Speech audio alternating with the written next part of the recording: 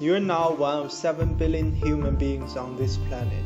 Half of us live in cities and half of us live on the coastline. An intersection where marine, estuarine, and human societies meet and interact.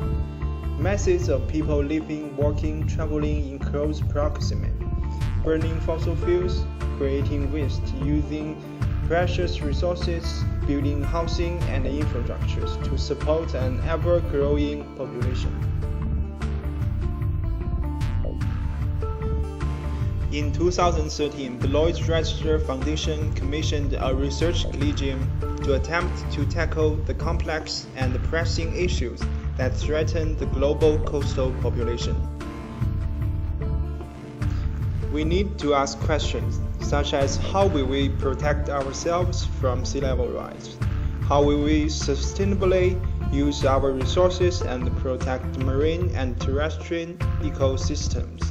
In order to create resilient communities, we must do more to manage our ever-growing numbers before we reach a tipping point. Around the globe, many communities are taking action to move towards a new way of living, and each of these communities have a common goal: to achieve sustainable development. Sustainable development is described as meeting the needs of the present without compromising the ability of future generations to meet their own needs.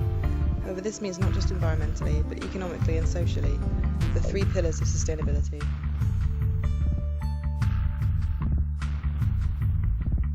We have explored a number of cities around the globe that claim to have developed a coastal eco-city. We asked the questions: what makes a coastal eco-city? How can we define something that has no official definition? And most importantly, how can we tackle the disparity between eco-city standards? To do this, we must look deeper into the political and cultural drivers behind eco-city development. We take, for example, two global superpowers, the European Union, a conglomerate of 27 European countries united under common regulations and free trade. We then take Asia, a strong and growing economic global force, dominated in both financial and social size and influence. The global superpower China, now over 1/5 of the global population, and the second most wealthy country in the world. These two key global players are polar opposites: communist and capitalist political agendas, growing and falling populations, juxtaposed approaches to development of legal and developmental frameworks. But why, if we are working towards a common goal, are these projects developing without any mutual interactions?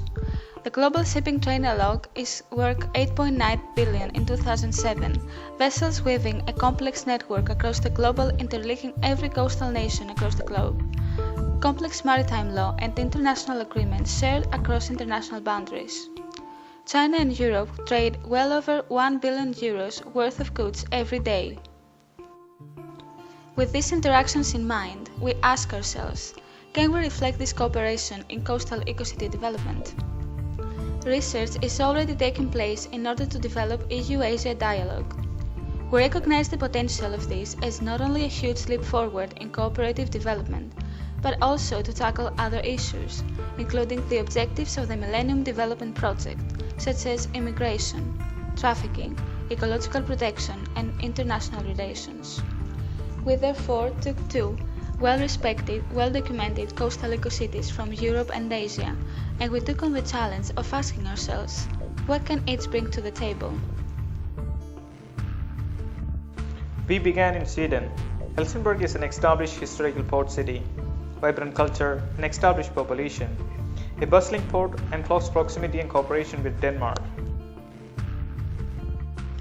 We then looked towards Tianjin, a brand new coastal eco-city built entirely on an abandoned salt quarry, branded as an extremely successful eco-city scheme and nearing completion.